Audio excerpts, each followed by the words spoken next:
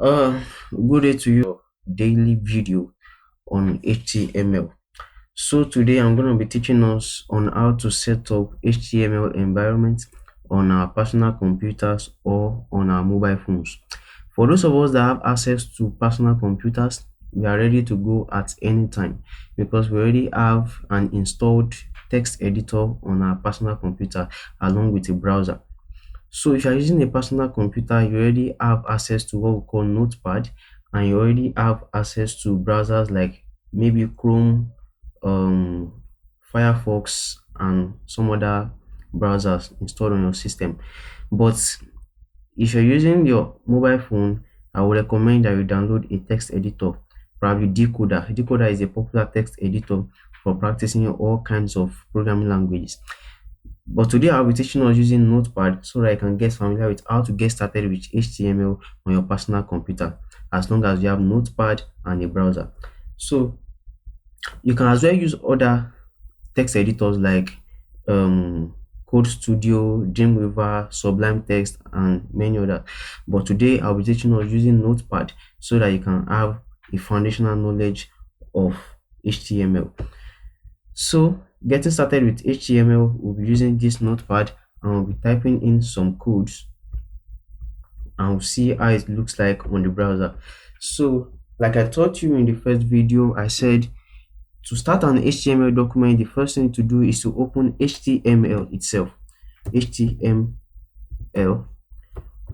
Now, when you've opened HTML, in the HTML, that is where you have the head, you have the body, you have the title, and all sort of things. So as you've opened the HTML, the next thing to open is the head.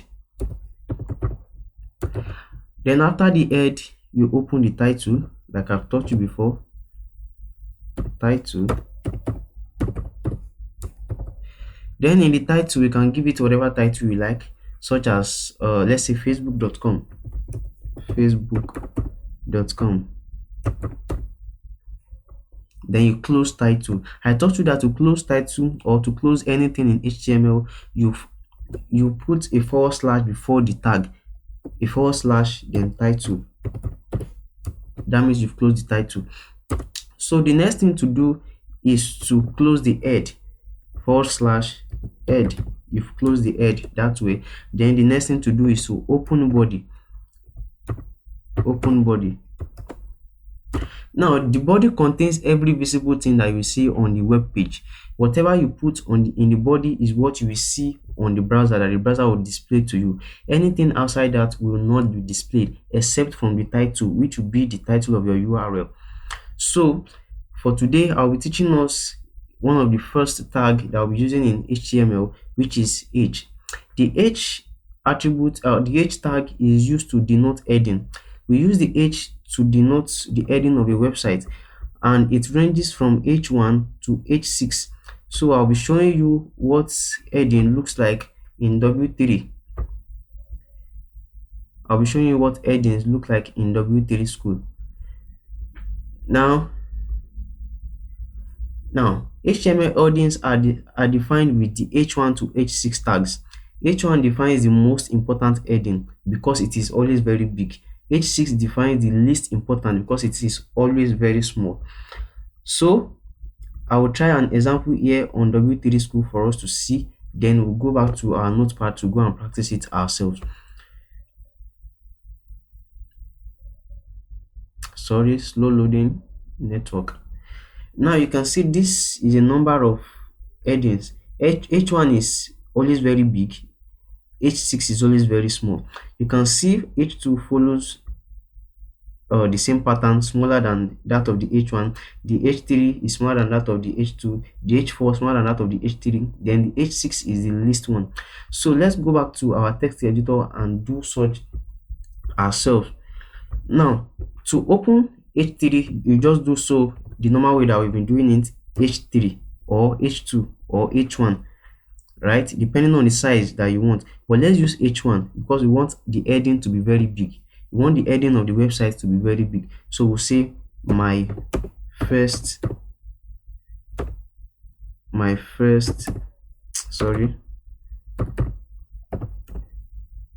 heading. right? Then you close H1. Now this heading is usually at the top. We use it mostly at the top to denote that this is the heading for a particular website. So after our heading, let's assume that is all we have to put in the body. We don't have any other thing to put in the body, so we can close the body. So meaning that the only thing that will appear on our web page is what you put in between the open body and the closed body. So I want to close the body. I don't want to do anything else. So after closing the body, it means I've ended everything I want to do. So therefore, I have to close HTML completely. So I close HTML. Then I Control S to save, or let me use the manual way so that you can all see it. You come to File and you save as. Save as. Now when you save as, it will bring you to this page and ask you to save. Now here you can choose to save anywhere. You can choose to save on your desktop. I would like to save on your desktop so it can be easy for me to locate. So I want to save it as sample.html.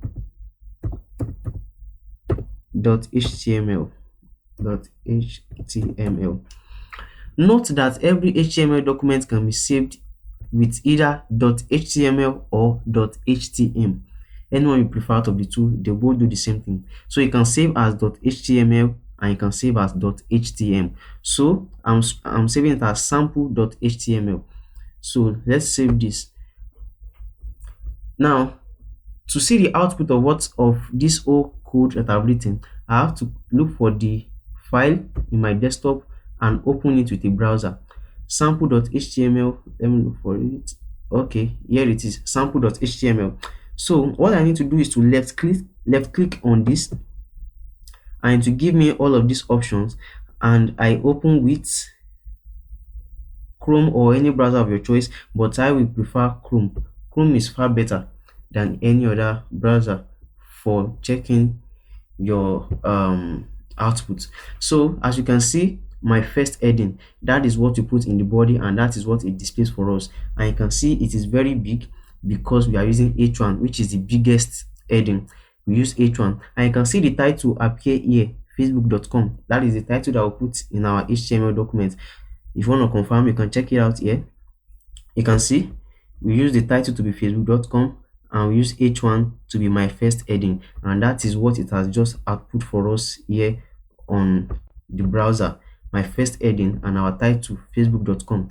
So let me show you a less bigger H. Let's use probably H5 and see how it looks like. H5. So you save. Now you just save. You don't need to save as because you already have the document, so just save. Now let's come back to the browser and reload to see the changes that we made to it. You can see H5 is very small because we've changed it from H1 to H5. So that is just all about heading. So let's look at something else. Now after this heading, you might want to put paragraphs, have text in your web page and all of those things. So we start by using what we call paragraph, and to use a paragraph we use P. So let me take us to W3 School to see what P looks like. Sorry, paragraphs. So let's look at paragraph on W3 School. So the HTML documents are divided into paragraphs. Just like when you see websites, you see them write articles and all of those things in paragraphs. So a paragraph will start with P and end with close P. So at the end of whatever you want to type, you open another paragraph. But if you don't want to use paragraph, you can just type your text like that. So let's try P and see how it is. So now we open P, right, for paragraph, P for paragraph, right? Then you type whatever text you want to type. Hello.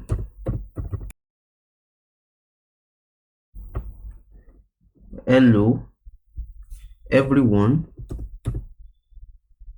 Everyone, I am learning paragraphs. Paragraphs on HTML. So you close P that way. So if you want to put another text, just open another P. My name is Samuel. You close P. Now, the reason for putting all our text in paragraphs is to differentiate them from one another and to cause a break in the line. But let's look at it ourselves and see how it looks like. Let me save and let's go to the browser to view the output. Where is it? Facebook.com. Yeah, let me reload and see. You can see, hello everyone, I'm learning paragraphs on HTML and my name is Samuel. Now, the reason why this actually broke the line here and came down here is because we use paragraphs. So this is the first paragraph, all of this is the first paragraph, and this is the second paragraph. If we didn't use P, you should have just written it straight as hello everyone, I'm learning paragraphs on HTML, my name is Samuel. Let's try it and see ourselves. I love to use examples to teach. Let's assume that we didn't put a paragraph here. Let's assume that we just continue, right? We just continue.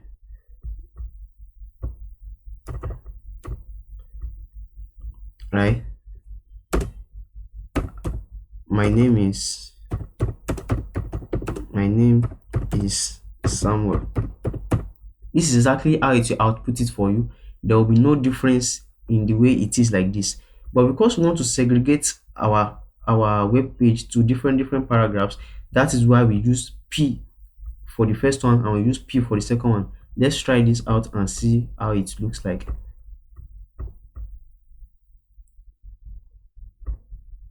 Sorry, I should open Chrome. So reload. You can see, right? But let's assume I use P for the first one. Let's assume I use P here. P. Oh, sorry. P, not close P. Let's assume I use P here. And I close P here. Come and look at the output.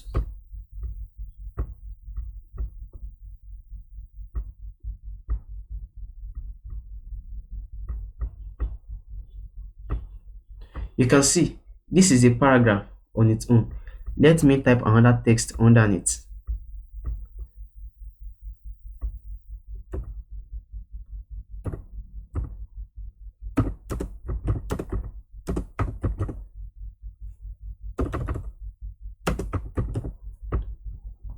Let me save and let me check it out. You can see my name is Samuel, I am a man. Didn't you come down when we were typing I am a man? We did, but how come it's writing it together with my name is Samuel? Am I right? Look at my name is Samuel and I came down, I am a man. How come on my web page it displays it as my name is Samuel, I am a man? It is because I did not use paragraph. So the browser is going to see it as the same thing, right? But let's assume I use P here. Let's assume I use P here. Let's assume I use P and I close P. This will tell the browser that this is a new paragraph. Do not write it with this one. Let's confirm. Chrome. Do you see that now? This automatically brings this down, that this is a paragraph on its own. It's not the same thing with Samuel. Likewise, because we use P here, we use close P here and P here and open P here. That is why it is not writing my name is Samuel along with all of these ones. right? So that is what you need to know about paragraphs. So I hope I made myself clear into this video. Please, let's try as much as possible to take time to practice all of these videos, and as you learn, it is very, very sure that you become a guru someday. Thank you very much. Have a